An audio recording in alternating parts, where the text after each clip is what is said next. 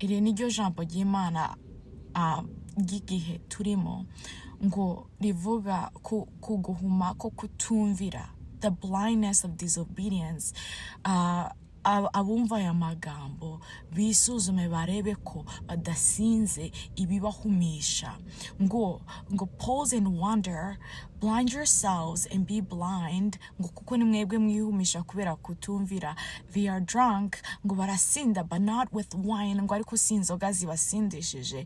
They stagger, bacumbagira, but not with intoxicating drink, for the Lord has poured out on you, ngo Imana ibasutseho umwuka, the spirit of deep sleep, wo gusinzira, and has closed your eyes, namely the prophets, abahanuzi, and he has covered your heads, namely the seers, aberekwa. The whole vision has become to you like the words of a book that is sealed, which men deliver to one who is literate, ngo bibabereye nk'igitabo baheza umuntu wize w'umusomyi, ngo ariko kananirwa kubera kutumvira ijambo ry'Imana, ngo it causes blindness over time. ngo iyo abantu ikirere ubwinshi bw'abantu ngo bwinangiye, ngo haza haba guhuma kubera kutumvira. The whole vision has become to you. Noneho ga ukuri kw'ijambo ry'Imana kukaba kure, kuko ntibamenya umwanya Imana irimo, aho Imana ihavugira, icyo Imana ihayikora, ntibafite kugenzura ko kumenya where God is, kandi icyo Imana ihakora naho ihayivugira. Ngo the whole vision thus has become to you like the words of a book, nk'amagambo y'igitabo ngo ahishwe. Iby'Imana bikomeje kutwihisha. The whole vision has become to you like the words of a book that is sealed, which men deliver to one who is literate, saying, read this, please. And he says, I cannot, for it is sealed, kandi ridahishwe. Ni nkuko Bibiliya tuzifite ziri available, wogura Bibiliya at like $10, wogura Bibiliya nyine ku mafaranga yose wobuhawe ufite wabishatse warebye nti wobura Bibiliya ijambo ry'Imana really available, no wanna downloadinga app kuri telefone yawe ukarisoma kuko riri available, it's accessible. Ngo ariko there's a difference between accessibility versus kwakira ubutunzi bw'ijambo, kuko ngo ijambo ribonekera ngo ufite umutima wo kumva. Ngo rero as a result, ngo uko twinangira biratwihisha dushobora no kumva uburemere bw'ijambo. Ngo n'igihe like n'ijwi ry'Imana hari igihe Imana izivuga ikaba ifite theme ihavugiramo, hakaba n'ukwivuga for example ikaba ihavuga for mbabwiye nkubu nyine God is speaking a lot regarding the judgment. He's judging imirimo, like the ways and the doings of the people. Niby'Imana ubu nyine is strongly against the ways and the doings of people. And talking about the ways, intambwe, ingendo, inzira. Yeah, Imana ubu nyine he's waiting inzira z'abantu, n'ibyo bakora. Mu nzira z'abantu hari n'ibyo bavuga, mu nzira z'abantu harimo igihagararo, mu nzira z'abantu harimo n'amaso turebesha Imana, uko tureba Imana nimba tuyireba, and as he sees us amaso yacu akaba reflecting a fear of God. Ngo ibyo ngo right now ngo God is waiting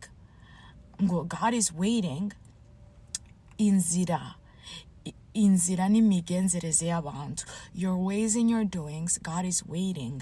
Ngo kandi waiting ngo muri iki gihe ngo abantu ko baraca mu bintu, muri iki gihe ngo abantu ko baraca ngo mu bihe bitandukanye bigoye, in families, mu mafamiye, mu buzima bwa muntu personally, ngo kandi ngo kwisi hose ngo abantu ko baraca mu bintu bikomeye. Ngo ibyo byose ngo umunyabwenge ngo abyigiremo gutinya Imana.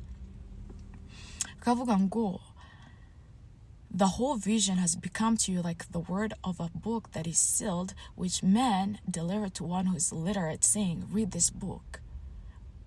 ngo n'amashuri ajya ari hejuru ngo n'abayafite kubera guhuma ko kutumvira ngo hari ubwenge buke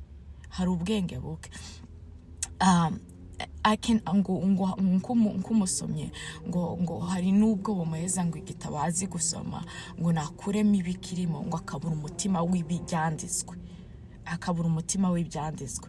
So where aya magambo avuga ngo read this please bamubwira, and he says I cannot for it is sealed, ngo akavuga ngo birahishe.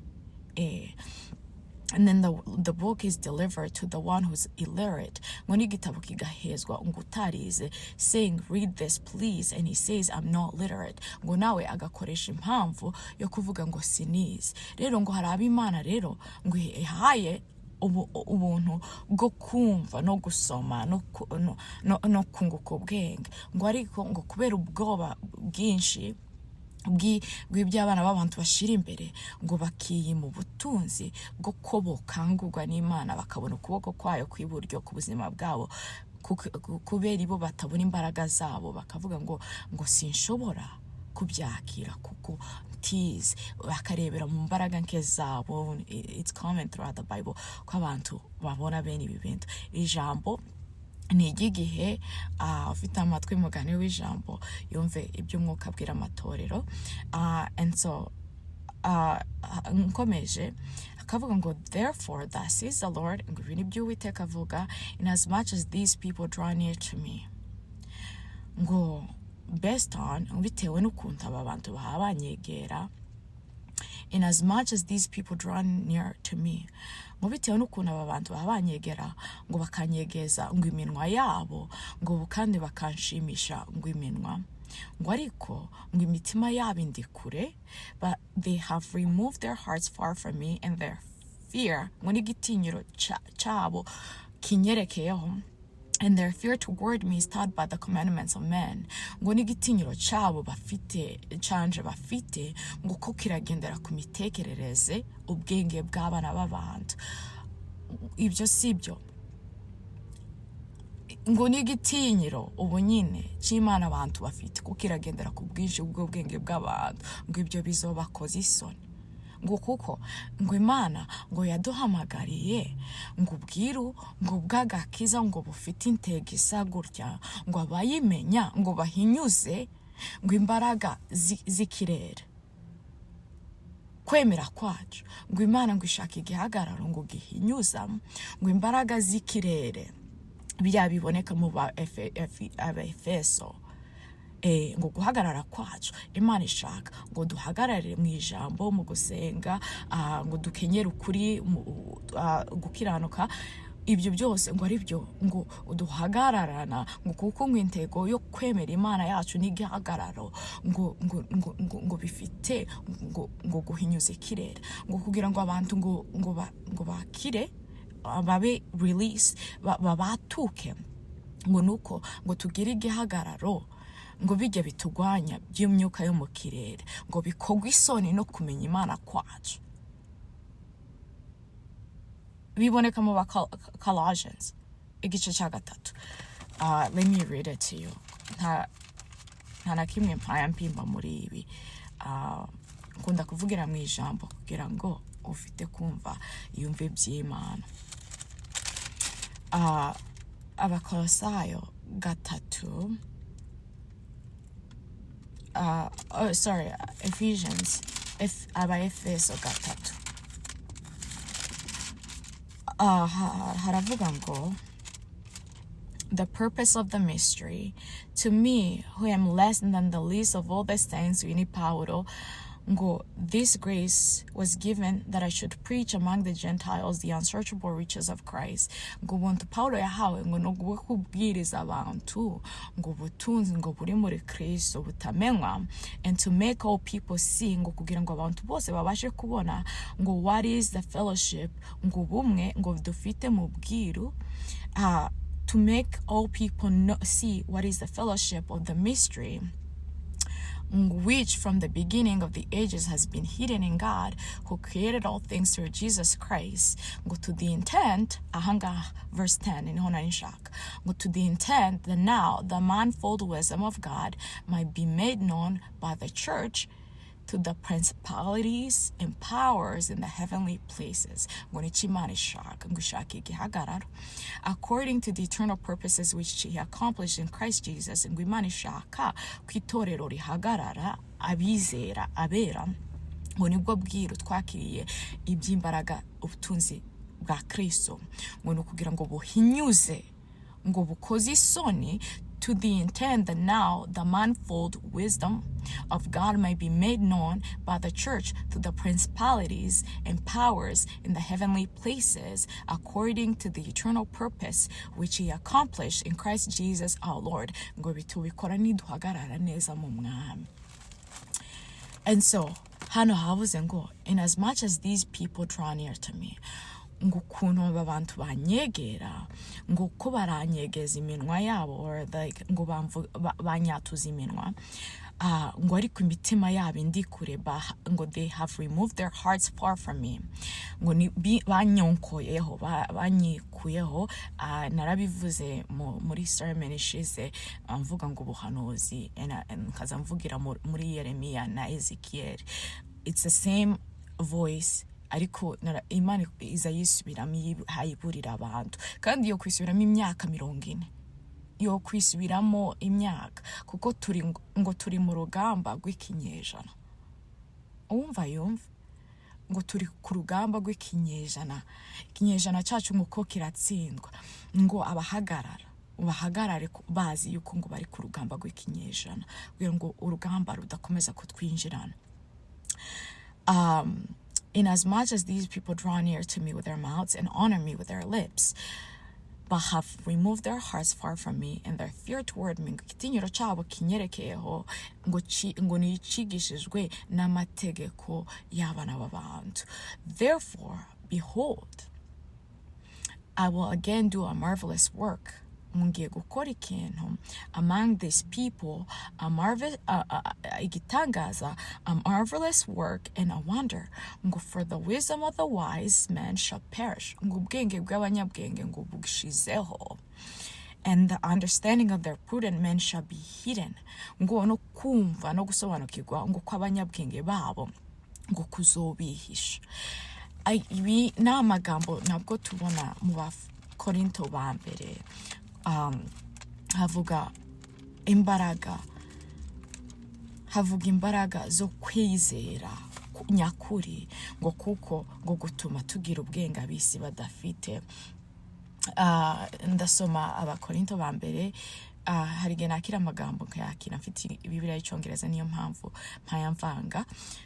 Christ the power and the wisdom of God, for the message of the cross, ngo ijambo ry'umusaraba, for the message of the cross is foolishness to those who are perishing, ngo n'ubupfu kubarimbuka, but to us who are being saved, ngo ariko abakizwa ari b'Imana ihamagara ngo bakomeze igihagararo, but to us who are being saved it is the power of God. For it is written, I will destroy the wisdom of the wise, ngo biranditse ngo ubwenge bw'abanyabwenge buzorimbuka, and bring to nothing the understanding of the prudent. Wumve ko bijanye, ngo kandi ngo azoshiraho ngo kumva kw'abanyabwenge, ngo none ngo umunyabwenge ari. Where is the wise? Where is the scribe? Abanditsi bari. Where is the disputer? Ngo abajimpaka philosophers. Where is the disputer of this age? Ngo umve ko ari by'iki gihe, of this age. Has not God made foolish the wisdom of this world? Ngo Imana ntiyahinduye ubwenge bw'isubupfu aho twe ko turabuyoboka. Hari umugabo umusaza w'umunyamurenge wavuze ngo hari iby'Imana yambwiye ngo data atambwiye n'abandi bose batambwiye, ngo we yiyunze Imana ivuga. Ariko hari abantu habiyunga ubwenge bw'isi kandi Imana yarabuhinduye ubupfu. Ngo has not God, ngo si Imana ntiyahinduye ubwenge bw'isi ubupfu. Has God not made foolish the wisdom of this world? For since in the wisdom of God, the word through wisdom did not know God, ngo kuko ngo ugendeye ku bwenge bw'isi ngo isi ntiyomenye Imana, it pleased God, ngo Imana yishimiye through the foolishness of the message, ngo biciye mu bifu by'ibibwiriza, ngo I don't know if I translated that correctly. It pleased God through the foolishness of the message preached to save those who believe. Ngo Imana yishimiye kudukirisha ngo ibyo bita ibifu by'ibibwiriza. For Jews request a sign, and Greeks seek after wisdom. But we preach Christ crucified, to the Jews a stumbling block, and to the Greeks foolishness. Utubwiriza Kristo ngo uhindukira abari mu bwenge bw'isi, ku bayuda ngo bamusitaraho, abagiriki abanyabwenge ngo nabo bikabahindukira ubupfu, kuko inzira z'Imana zitungwa na bose. Anyways, ndangiriza hano ngo but to those who are called, ngo abahamagawe ari abayuda n'abagereki, Christ, the power of God and the wisdom of God. Ngo Yesu ni ubwenge n'imbaraga z'Imana, because the foolishness of God is wiser than man, and the weakness of God is stronger than man. Nta bupfu Imana igira, nta n'imbaraga nk'Imana igira. Ibi nabyo ni ibiturenze ubwiru bwayo. Paul akavuga ngo, for you see your calling, brethren, that not many wise according, for you see your calling, brethren, ngo abahamagaye bo muri mwe ntabwo ari benshi, that not many wise according to the flesh, not many mighty, not many noble are called. Ngo ntabwo ari benshi bahamagarwa kubw'imbaraga n'ubwenge bwabo. But God has chosen the foolish things of this world to put to shame the wise. And God has chosen the weak things of the world to put to shame the things which are mighty, and the base things of the word, and the things which are despised God has chosen, and the things which are not, to bring to nothing the things that are, that no flesh should glory in his presence. But of him you are in Christ Jesus. Ngo ariko ngo tumenye ikinini yuko turi muri Kristo, ngo atubereye ubwenge buva ku Mana, ngo atubera gukiranuka, atubera kwezwa no gucunguka kwacu, ngo aribyo duhagarara mu ijambo ry'Imana rituganze. Amen.